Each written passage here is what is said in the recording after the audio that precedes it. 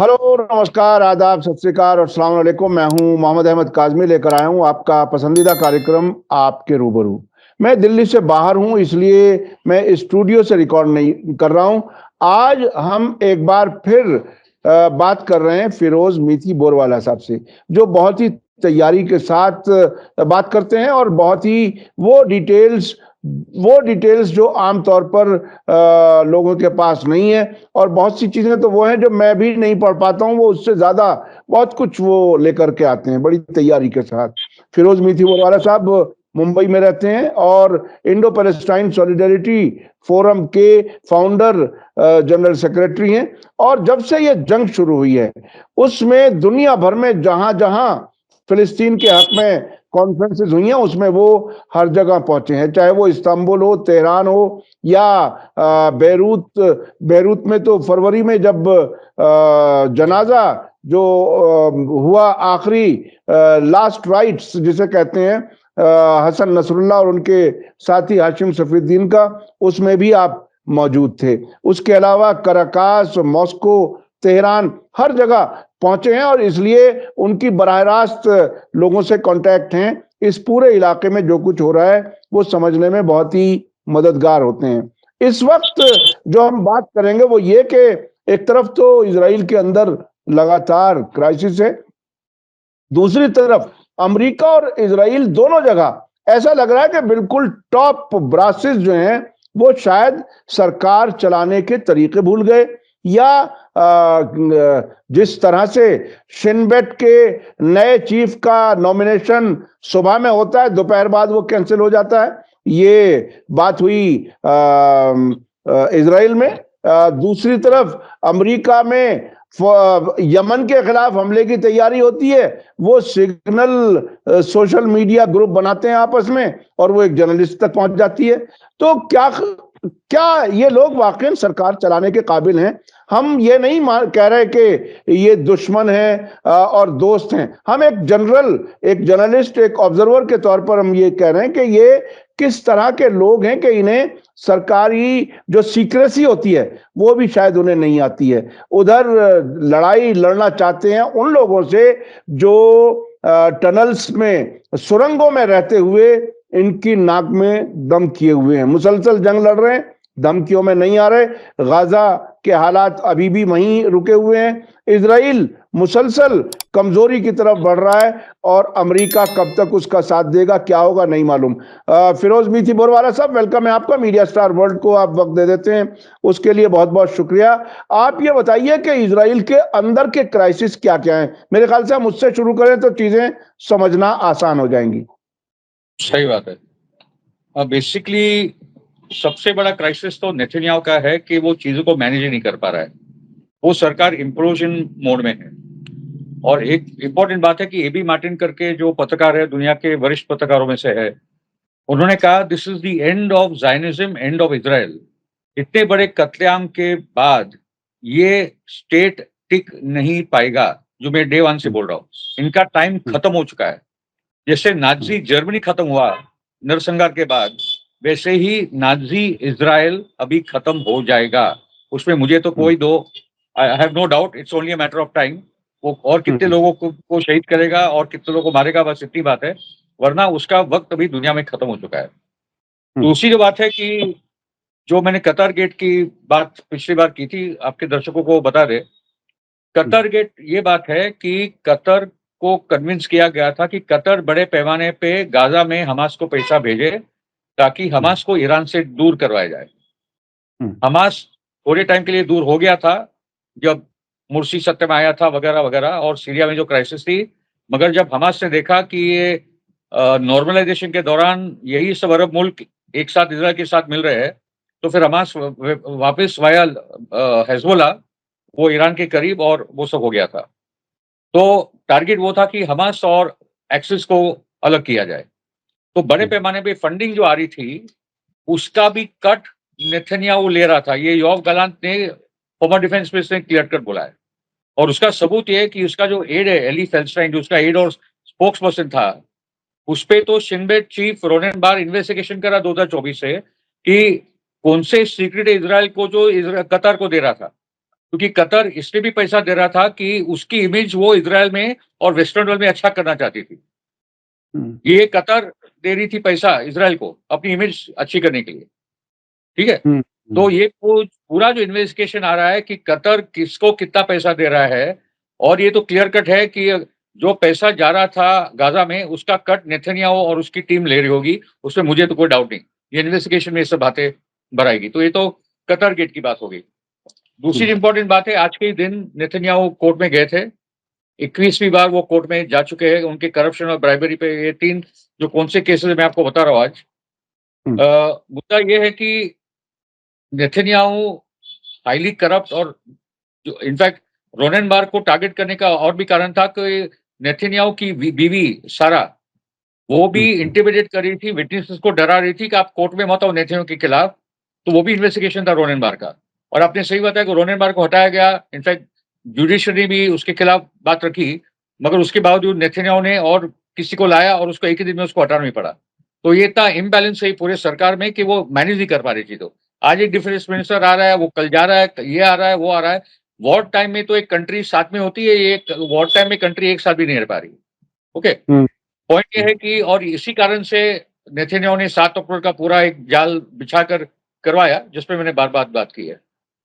पहला एलिगेशन ये है उसपे कि उसने बेसिकली इलिसिट गिफ्ट्स का पूरा स्कैंडल है कि उन्होंने बहुत सारे expensive gift, champagne, cigars, jewellery, $2 lakh उसके 2 बिलियनर फ्रेंड्स है अर्नोन मिल्कान और जेम्स पैकर, ये सबसे लिए है। जिसने बोला तो मैंने तो मेरे दोस्तों से लिए, पर इजरायली लॉ के हिसाब से कर नहीं सकते। $2 लाख और उससे भी बहुत कुछ गिफ्ट उन्होंने लिए। दूसरा है, ये बहुत सीरियस केस है, मीडिया ब्राइबरी स्कैंडल, कि उन्होंने एक पब्लिशर है यदि आरोनॉट, आप पेपर का आप तो भी नाम जानते हो। तो उन्होंने अर्नोन मोसेस जो पब्लिशर यदि आरोनॉट के, उन्होंने उनसे ब्राइब लिया ताकि इज़राइल हायोम न्यूज़पेपर को वीक कर सके और यदि और आरोनॉट में नेतन्याहू के बारे में पॉजिटिव खबरें आ सके। तो उसमें तो एक आई विटनेस भी है जो नेतन्याहू के खिलाफ बोल रहा है।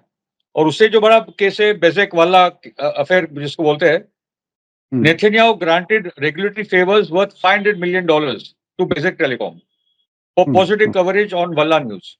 Okay, तो $500 million का ये पूरा मैटर है। और अगेन उसका जो की आई विटनेस है श्लोमो फिल्बर, जो नेतन्याहू के हेड हो चुका है, जो भी स्टेट का विटनेस बन चुका है। तो ये सब बहुत ही सीरियस मैटर है, जहाँ आई विटनेसेस है जिसका सारा उसकी बीवी डरा रही थी और शिनबेट ने उस पर पोजिशन लिया है। So the point is that अगर वो कन्विक्ट हो गया तो उसको 3 से 10 साल की सजाए है ये सब मैटर्स में। इसलिए तो 18 मार्च को जब कोर्ट की तारीख थी तभी जाके वापस रमजान के बाद इसने बॉम्बिंग चालू किया था। ठीक है, मगर ये थम नहीं रहा है क्योंकि इजराइल में पॉलिटिकल डिविजन्स बहुत ही भयंकर है, बहुत ही भयंकर है। अभी मैं आऊंगा बेसिकली जो गाजा में जो एक न्यूज आई कि वहां के लोग अभी हमास के खिलाफ प्रोटेस्ट कर रहे हैं वगैरह वगैरह, और लोग थोड़े परेशान हो गए, मान लो क्या हो रहा है। तो आपको बता दूं, एक बहुत सीरियस आर्टिकल मैंने पढ़ा क्रेडल में, credle.co पे लोगों को जाना चाहिए। उसमें जो आर्टिकल है कि कतर और खास करके यूएई खास करके जो फंडिंग वो देती है, उसके जो सो कॉल्ड पैरामेडिक्स आते हैं, वो सब यूएई के इंटेल एजेंट्स होते हैं। वो कुछ गाजा के लोगों को पैसा देते हैं और इजराइल भी उनको धमका देती है कि भाई तुम प्रोटेस्ट करो वरना तुम्हारे बच्चों को हम लोग पीटेंगे। उसी डर के कारण छोटे मोटे कुछ प्रोटेस्ट हुए हैं, उससे ज्यादा कुछ है नहीं। ओके, और उसके बाद ये CNN, BBC, फॉक्स वगैरह वगैरह दुनिया भर का जो उनका जो मीडिया है, इंक्लूडिंग बॉडी मीडिया, वो सब इसको एम्पलीफाई करते हैं। बात इतनी है, गाजा का 99.999% लोग समझ चुके हैं कि भाई हमको आप मार डालो, हम कुछ भी करो, हम लोग हमारी जमीन छोड़ेंगे नहीं। ओके, और नेतन्याहू बोलता है कि मतलब उसका पॉलिसी ये है कि हिटलर का भी यही था कि हमको पहले मारेगा फिर हम लोग चले जाएंगे। वही नेतन्याहू कर रहा है, नेतन्याहू वही कर रहा है, हिटलर से सीख कर ही कर रहा है कि इनका नरसंहार करो, उनको बाद में मजबूर करो कि वो देश से निकल जाए। मगर गाजा के लोग ना वेस्ट बैंक के लोग ये सब कुछ करने वाले हैं। दूसरी जो परेशानी की बात है, ग्रीस में एक एयरफोर्स एक्सरसाइज हो रही है 11 मुल्कों की। या इजराइल भी है, यूएई भी है, कतर भी है, बहरीन भी है, इंडिया भी है। इंडिया भी ये सब चक्करों में फंस चुका है। ओके, मगर यूएई, बहरीन और कतर ये टाइम पे वो ग्रीस में वॉर एक्सरसाइज में है जब ये नरसंहार चल रहा है। ये इतनी बेशर्मी की बात है, एक उम्मा की बात करते और पता नहीं क्या क्या करते लोग। अभी जो इम्पोर्टेंट बात है एक्चुअली वो यमन की है। एक general Lawrence Wilkins, colonel Lawrence Wilkinson का एक बहुत इंपॉर्टेंट वीडियो आया है।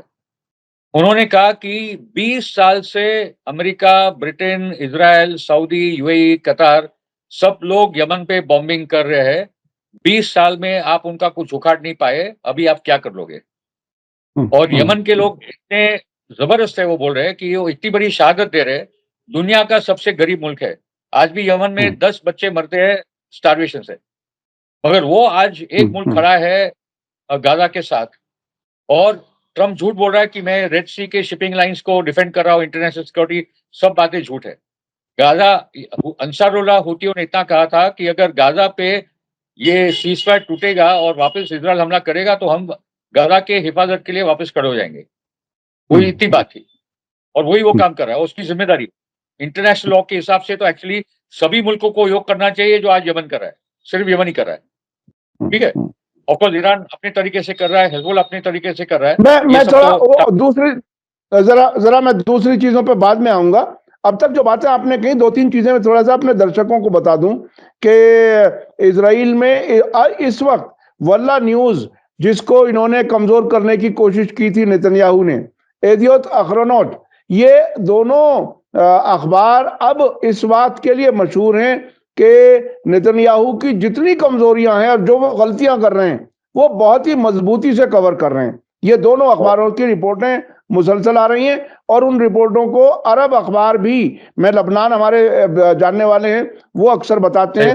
वो ये एक दूसरी चीज, गाजा में जो प्रोटेस्ट हो रहे हैं हमास के खिलाफ, जो हुए 2-3 बार, उसके बारे में एक रिपोर्ट आई कि जब ये सीज फायर हो रहा था तब इजराइल ने अपने कुछ एजेंट किस्म के लोगों को अंदर भेजा और उनको कुछ पैसे दिए, लालच दिया, और उन्होंने ये प्रोटेस्ट करने का एक तरह से ढोंग रचा, जिसको एम्पलीफाई किया गया वेस्टर्न मीडिया में। गाजा वाले लोग कह रहे हैं कि हमारी नजर में सब कुछ है हमास के लोग, और वो उसको भी बहुत जल्दी मुझे लगता है काउंटर करने वाले। एक बात जो आपने कही, यूएई और बहरीन, ये दोनों तो इजराइल के साथ बराह रास्त ताल्लुकात, उन्होंने डिप्लोमेटिक ताल्लुकात किए हुए हैं, और कतर वो है जो बीच बीच का काम करता है, कभी इधर कभी उधर कभी इधर। और मुझे याद है जब जंग शुरू हुई, एंटनी ब्लिंकन उस वक्त अमेरिका के फॉरेन मिनिस्टर थे, वो जब पहली विजिट पर आए तो कतर के अमीर ने कहा अपनी तरफ से, ये बात अमेरिकी मीडिया ने बताई, कि क्या अब वो वक्त आ गया है, अमेरिका से कह रहे हैं, क्या अब वो वक्त आ गया है कि आप हमसे कहें कि हमास के लोगों को हम बाहर निकाल फेंकें। यानी इस हद तक वो खिदमत और सेवा उनकी इजराइल और अमेरिका की करते रहे हैं, और ये तो प्राइम मिनिस्टर ऑफिस में ही घूस पहुंचा दी। ये तो बहुत ही दिलचस्प हुआ, यानी प्राइम मिनिस्टर ऑफिस इतना कमजोर है इजराइल का कि उसके अफसर पैसे लेकर के जंगबंदी अगर हुई है, तो ये बहुत ही अजीब, बहुत ही दिलचस्प बात है। अच्छा, अब मैं थोड़ा सा चलना चाहता हूं ईरान की तरफ। खाली एक बात जोड़ दूं कि इनका टारगेट क्या है कि हमास को निकाला जाए, हरा तो नहीं पाए अलग अलग तरीके से, और पैलेस्टाइन अथॉरिटी को उसको दिया जाए। जो भी गाजा के लोग बचे, बड़े पैमाने में निकालना है, कुछ बच्चे कुछ है जो वहां कामकाज करेंगे, मगर पैलेस्टाइन अथॉरिटी को प्रमोट किया जा रहा है। वैसे वेस्ट बैंक में तो पैलेस्टाइन अथॉरिटी को खत्म कर दिया है, तो ये सब चलने वाला नहीं। हमास को खत्म तो कर नहीं पाए। देखिए, ये तो शेख चिल्ली वाली कहानी है कि आप एक बात सोचें, आप एक बात सोचें और ये सोचें कि वो हो भी जाएगा। ऐसा अब तक तो नहीं हुआ ना, 16-17 महीने की जंग में अब तक तो वो नहीं हुआ जो कुछ अमेरिका और इजराइल चाह रहे थे। तो यहां तक बात पहुंच गई। अब मैं समझना चाह रहा हूं, अभी ईद के मौके पर ईरान के प्रेसिडेंट मसूद पेजेश्कियान ने कुवैत और यूएई के प्रेसिडेंट, कुवैत के अमीर, उनसे बात की और ये कहा कि हमारी प्रायोरिटी में हैं आप लोग, यानी जो पड़ोसी मुल्क हैं, हम उनसे ताल्लुकात बेहतरीन चाहते हैं। उधर ईरान के सुप्रीम लीडर बार बार अब वो एक तरह से धमकी भी दे रहे हैं कि एक ये जो बातचीत के लिए आप बात करते हो ना, ये तुम हमें हुक्म चलाने की कोशिश करते हो, और अब वो चलने वाला नहीं है। अब ताजा खबर ये आ रही है, एक्सियोस न्यूज जो इन्वेस्टिगेटिव रिपोर्टिंग के लिए मशहूर है अमेरिका में, कि अब ट्रंप का ऑफिस, व्हाइट हाउस, जो कुछ ईरान ने जवाब दिया है कि हम इनडायरेक्ट बात कर सकते हैं, आपसे डायरेक्ट तो बात करनी नहीं है, इस हालत में इनडायरेक्ट बात कर सकते हैं, जैसे हमारी अब से पहले भी बात हुई। अब वो उसको सीरियसली कंसीडर कर रहे हैं। वो कहां तक मजबूर हो गए, क्या कुछ है, आप तो जरा इस पे बताइए।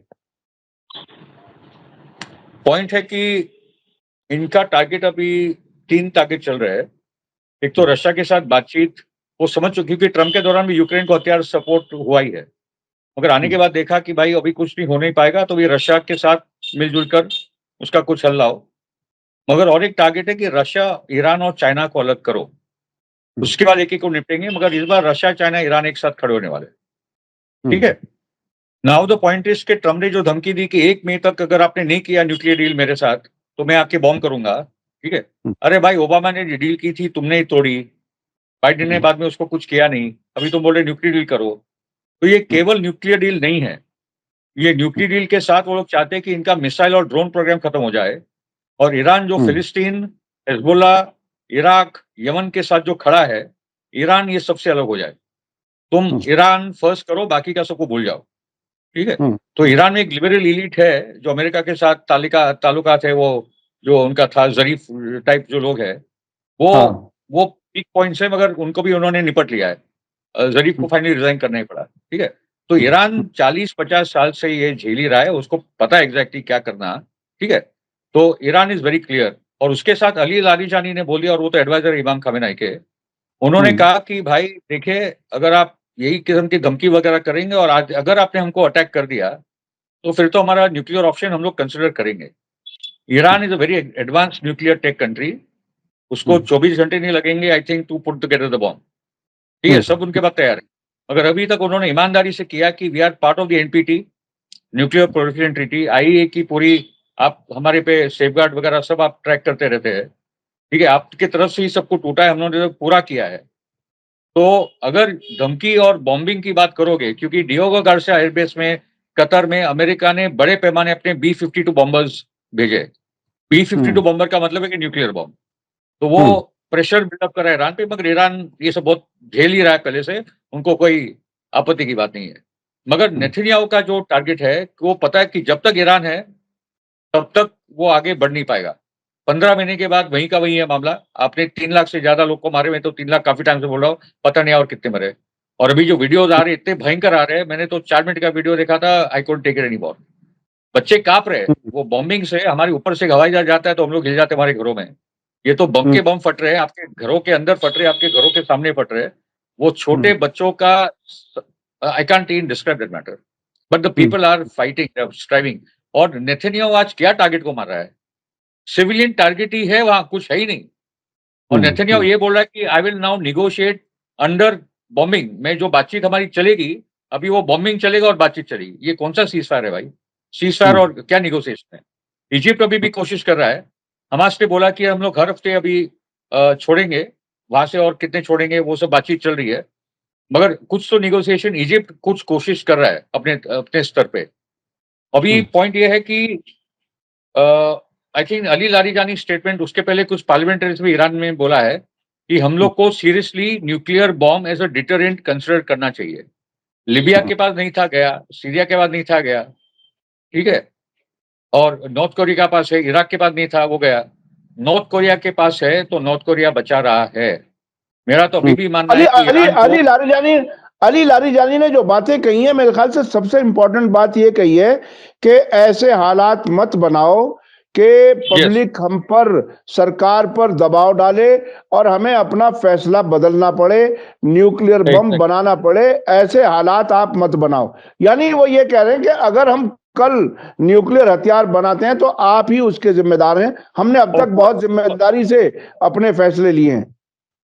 नहीं, मेरे तो वेस्टर्न यूरोप वगैरह में, वेस्टर्न वर्ल्ड में जो दोस्त है, वो तो बोल रहे हैं कि अभी तक ईरान ने न्यूक्लियर बॉम्ब घोषित क्यों नहीं किया? जिस दिन वो कर लेगा न्यूक्लियर टेस्ट, तभी ये सब ठंडे हो जाएंगे। तब अमेरिका डायरेक्ट इनडायरेक्ट ट्रम्प आके तुम्हारे घर में बैठ जाएगा भाई। एक डिटरेंट जरूरी ईरान के लिए, क्योंकि ये साइकोटिक कंट्री है भाई। Israel is crazy. ओके, पहली बार मैंने इजराइल में देखा कि अभी वहां कुछ लोग निकले सड़कों पे ये वॉर और एथनिक क्लिंजिंग के खिलाफ, अभी तक नहीं निकले थे। वो निकले थे कि हमारे जो सुबह भाई जो हमारे प्रिजनर्स वहां है, कैदी, उनको लाओ वापस, मगर कोई भी नरसंहार के खिलाफ नहीं आ रहा था। अभी कुछ लोग निकलने लगे। Okay, the other point is China ने एक बहुत बड़ा काम किया है टाइम पे कि ट्रम्प का जो एजेंडा था कि पनामा कनाल को मैं कब्जा कर लूंगा, तो उसने तो हवाले कर दिया था ब्लैक रॉक, जो एक यहूदी कंपनी है, लैरी फिंक डायरेक्टर सीईओ सब वही है। तो एक्चुअली मागा फर्स्ट या MIGA first, Israel first, actually Panama canal तो ये पूरी जूइश लॉबी के हाथ में चला गया था, मगर चाइनीज कंपनी ने, एक हांगकांग बेस्ड चाइनीज कंपनी ने वो डील को ब्लॉक कर दिया है। तो एक्चुअली ट्रम्प तो वहां भी फंसा है। ग्रीनलैंड में तो वो मुर्गी बन रहा है, दुनिया हंस रही है। ग्रीनलैंड की आबादी 60,000 लोगों की है, मगर वो कोई मिलना ही नहीं चाहता। कोई भी अमेरिकन अधिकारी आता है, अभी वाइस प्रेसिडेंट भी गया था, ओके, वो भी उनको माइक वैंस को वैंस को मिलने नहीं आए कोई भी। तो ये तो ग्रीनलैंड जैसा छोटा देश को भी आप कुछ नहीं कर पा रहे, ठीक है। उसके साथ रशिया के भी फ्रंट पे कुछ खास बढ़ नहीं पा रहा है। रशिया भी अपने आप सोच कर आगे बढ़ रहा है, क्योंकि उनको भी पता है कि ईरान, रशिया, चाइना, पहले ईरान को निपटो, बाद में रशिया को निपटो, बाद में चीन को निपटो, ये तीनों के तीनों साथ में खड़े होने वाले हैं। दूसरी जो इंपॉर्टेंट बात है, आई थिंक के ये जो फंसा है सिग्नल गेट में, ये इतना सीरियस मैटर है अमेरिकन नेशनल सिक्योरिटी के लिए कि आप एक वॉर कंडक्ट कर रहे हो, आप यमन पे हमला करने वाले हो, और मान लो कि एक सरकार के जो 19 बड़े अधिकारी है जो वॉर के साथ कंसर्न है, जो डिफेंस सेक्रेटरी है, national security adviser, Tulsi Gabbard है, ये जो भी पूरी माइक वॉल्स है, ये जो भी डिफेंस पीट हेग्सेट, ये लोगों ने सिग्नल ग्रुप बनाया है और उसमें एक पत्रकार को जोड़ा है। ये कौन सी देश में ये सब होता है भाई? ये कौन सा व्हाइट हाउस है? ये एकदम पागल साइकोटिक किस्म का व्हाइट हाउस है। Don't know to run a country.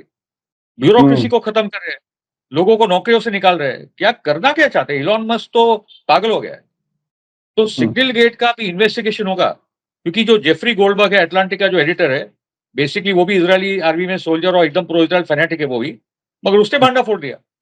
तो किस प्रकार से अल्लाह ताला किसका काम लेता है भाई, इनको बदनाम करने के लिए, वो चलते रहता है मामला। Okay, so the point is now the Congress, जो डेमोक्रेटिक पार्टी के 30 कांग्रेसमैन और सेनेटर्स है, उन्होंने अभी प्रस्ताव रखा है वहां के कांग्रेस में कि इस पे तो एक नेशनल इन्वेस्टिगेशन होना चाहिए, क्योंकि ये तो बड़ा सिक्योरिटी थ्रेट है। उनमें से 19 में से एक बंदा तो वो टाइम पे मॉस्को में था जब ये लीक हुआ। पूरा यमन पे कब बॉम्बिंग होगा, कैसे बॉम्बिंग होगा, वो पूरा प्लान था डिटेल में। ओके, और जब उसको पूछा गया पीट हेग्सेट को, तो उसने डिनाई किया। माइक वॉल्स ने बोला कि ये सक इन हो गया। अरे भाई, मैंने किसी को जोड़ा तो आएगा ना, किसे जोड़ा? माइक वॉल्स ने जोड़ा था, जो तुम्हारा नेशनल सिक्योरिटी एडवाइजर। तो ये पूरे के पूरे फंसे हैं सिग्नल गेट में। ओके, तो और आज एक बहुत इंपॉर्टेंट खबर है कि विस्कॉन्सिन स्टेट में जो सुप्रीम कोर्ट है, वहां के कोर्ट का जो वहां भी इलेक्शन होते हैं, वहां लेडी है सुजैन क्रॉफर्ड, लिबरल है। ओके, वो विस्कॉन्सिन सुप्रीम कोर्ट के इलेक्शन जीत गई। इलॉन मस्क ने इसके खिलाफ $100 मिलियन इन्वेस्ट किए थे, इसको हरा दो। और जो एक कैंपेन चला, सिग्नेचर कैंपेन इसके खिलाफ, एक जिसने साइन किया इसको $100 दिए। हम लोग बोलते हैं इंडियन इलेक्शन में पैसा, यहाँ तो एक सिग्नेचर एक कैंपेन पे $100 का नोट दे रहा था। वो कैंपेन में ट्रम्प का नुमाइंदा हार गया और सुजैन क्रॉफर्ड जीत गई। ये बहुत बड़ी हार है ट्रम्प की सरकार। 2 महीने के अंदर ये सरकार इम्प्लोड हो रही है। इलॉन मस्क का तो हाल है पूरे दुनिया में कि इसकी गाड़ी मत खरीदो, उसका शेयर मार्केट कोलैप्स हो रहा है।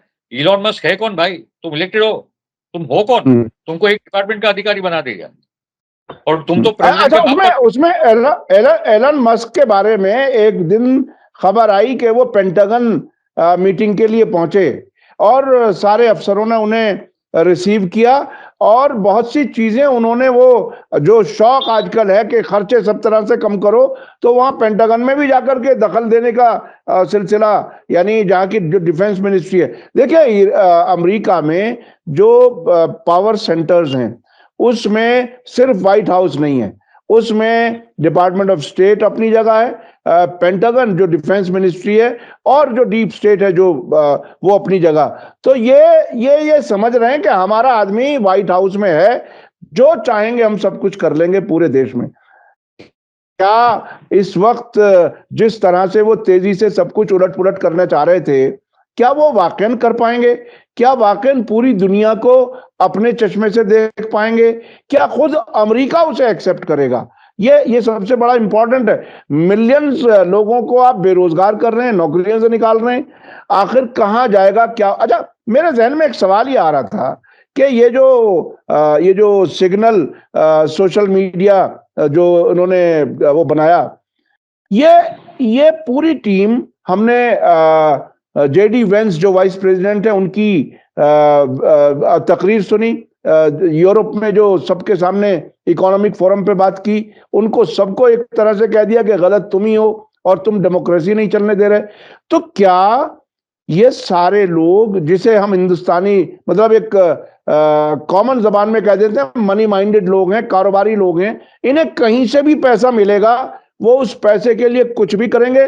क्या इस तरह से सरकारें, या अमेरिका की सरकार जो सबसे बड़ी, सबसे ताकतवर समझी जाती है, क्या वो इस तरह से चलेगी, अब बिल्कुल दुकान हो जाएगी? क्या होगा? दुकान ही है और क्या है, बहुत बड़ा मॉल है जिसको आके जो खरीदना है, हमारे सब सेनेटर और कांग्रेसमैन वहां खड़े हैं। एक लॉबी आती है, पैसा देता है, उसके हिसाब से चलता है। सबसे पावरफुल तो इजराइल लॉबी है, पैसा भी देता है और ब्लैकमेल करता है। वो वीडियो टेप बना के प्रोस्टिट्यूशन, चाइल्ड रैकेट, जो पूरा एप्स्टाइन वाला कांड है। पॉइंट क्या है ना कि एक मिकी मैट करके है, MICIMATTC, MICIMATT, military industrial congressional intelligence media academia think tank complex. McGovern जो फॉर्मर सीआई के थे, उन्होंने, हम लोग खाली मिलिट्री इंडस्ट्रियल कॉम्प्लेक्स की बात करते थे, तो उन्होंने उसको एक्सटेंड किया है, military industrial congressional intelligence media academia think tank complex. क्योंकि ये जो थिंक टैंक्स है वो भी एक बहुत बड़ा रोल प्ले करती है। इसराइल ऐसे बहुत सारे थिंक टैंक्स जो वॉर क्यों होनी चाहिए, कौन से अटैक करना चाहिए, पूरा मीडिया में, टीवीज में, ये सब एकेडमिया और थिंक टैंक्स के लोग आते हैं। पॉइंट्स के अगर कल जाके पीट ये क्योंकि 9/11 के पहले आपको याद होगा कि उनके जो डिक चेनी थे, उन्होंने कहा कि $2.3 ट्रिलियन का हिसाब नहीं मिल रहा है पेंटागन में। कितना? $2.3 ट्रिलियन। $1 ट्रिलियन मतलब $1,000 बिलियन। हमारी भारत की इकोनॉमी कुछ $3.5 ट्रिलियन है, जीडीपी, ठीक है। तो वो बोल रहा है डिक चेनी कि हमारे पास पेंटागन में $2.3 ट्रिलियन के हिसाब किताब नहीं मिल रहा है। और जहां वो हिसाब किताब था, WTC बिल्डिंग नंबर 7, वो अपने आप ही कोलैप्स हो गया था। Okay, so the point is के सबसे बड़ा जो जड़ है ये कि वॉर के बाद वॉर, तो इजराइल का भी काम हो जाता है। इनको वॉर के बाद वॉर कोई ना कोई मुस्लिम कंट्री में लगा दो, वेस्ट एशिया में, सूडान में, लीबिया में, सोमालिया में, कहीं ना कहीं ये सब सिलसिला चलता रहा। अमेरिका उसी में लगा रहा है और इजराइल का काम चलता रहा है, पेंटागन का काम चलता रहा है, मिलिट्री इंडस्ट्रियल कॉम्प्लेक्स का काम चलता रहा है, ठीक है। उसके साथ पॉइंट्स दे कि ये जो पूरा जो सिलसिला है, कि अभी इंटरेस्टिंगली यूरोप अमेरिका के खिलाफ खड़ा हो रहा है, कनाडा और यूरोप और करीब आ रहे हैं। तो ट्रंप ने आकर इतनी कुल्हाड़ी मारी है इनके पैर पे, क्योंकि ट्रंप आया था, I am a deal maker, I am a peace maker. अरे भाई, तुमने गाजा का सीज फायर करवाया, बाद में जब गाजा का इजराइल ने तोड़ा तो तुम तो उसके पीछे ही हो, क्योंकि तुमने बोला क्लीन आउट गाजा, ठीक है। उसके बाद तुमने यमन पे हमला किया, अभी तुम ईरान को धमकी दे रहे हो, तो तुम तो वॉर पे वॉर कर रहे हो भाई। ओके, और उसे America is not winning any new friends, it is losing a lot of friends. Europe हाथ से गया, कनाडा हाथ से गया, साउथ अमेरिका पे तुमके वेनेजुएला पे तुमने सैंक्शन लगा दिया कि वेनेजुएला का तेल कोई नहीं खरीदेगा। तो ये जो कर रहा है, इससे ट्रंप की सरकार वीक हो रही है। और आई थिंक ट्रंप और इलॉन मस्क भी ज्यादा नहीं टिकेंगे, क्योंकि इलॉन मस्क बहुत ही बदनाम हो चुका है। टेस्ला के शेयर गिर रहे हैं, टेस्ला के जो शेयर होल्डर है उनको परेशानी हो गई है। टेस्ला की गाड़ियां कोई खरीदना नहीं चाहता, क्योंकि अभी जो चाइना की गाड़ियां मार्केट में आ रही है इलेक्ट्रॉनिक मशीन वाली, they are fantastic, much better. अभी तो और एक न्यूज आई कि चाइना ने कुछ नया एक बैटरी इन्वेंट की है जो चार्जिंग में 5 मिनट हो जाता है, और वो टेस्ला से बहुत एडवांस है।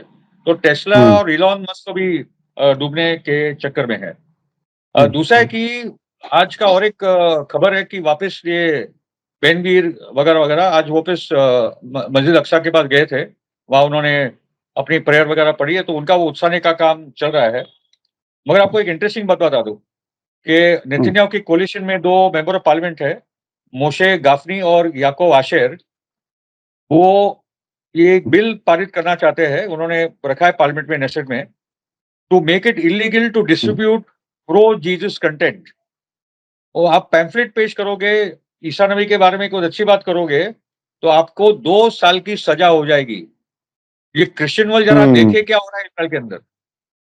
ओके, सीरिया में, लिबिया, इराक में, लेबनान में, सब जगह जो क्रिश्चियंस टारगेट हो रहे हैं, पैलेस्टाइन में 2% पे आगे है, ठीक है। तो क्रिश्चियन वर्ल्ड जरा अपनी आंखें खोले कि इजराइल के अंदर ये बात आ रही है कि भाई अभी आप ईसा नबी के बारे में बात करोगे तो आप जेल में जाओगे। ओके, इतनी नफरत है उनको ईसाई और ईसा नबी और मदर मेरी के बारे में। एक रबाई है, rabbi Yosef Mizrahi, he is crazy. वो तो सीधा बोलता है कि मदर मेरी प्रोस्टिट्यूट थी और ये जीसस क्राइस्ट सब इम्पोस्टर था, बास्टर था, क्लियर कट बोलता है वो। ये अमेरिका में बैठकर वो बोल रहा है इसका। तो क्रिश्चियन अपनी आंखें तो खोले कि वो ईसाई धर्म को कैसे खत्म कर रहे हैं, और यहाँ कुरान शरीफ में ईसा नबी और मदर मेरी में क्या क्या लिखा गया है, जमीन आसमान का अंतर है भाई, उसका कंपैरिजन बिल्कुल। मुसलमान तो बहुत इज्जत से देखते हैं। एग्जैक्टली। दूसरा जो इंपॉर्टेंट बात जो मैंने कही कि देखो, Hamas ready for a new agreement as long as it is fair, ठीक है। सीज फायर करो, आपके लेके जाओ, हमारे दे दो, और एक पॉलिटिकल सेटलमेंट की तरफ बढ़ो। मगर इजराइल को उसमें कोई इंटरेस्ट नहीं, लोग समझे उस बात को, ठीक है।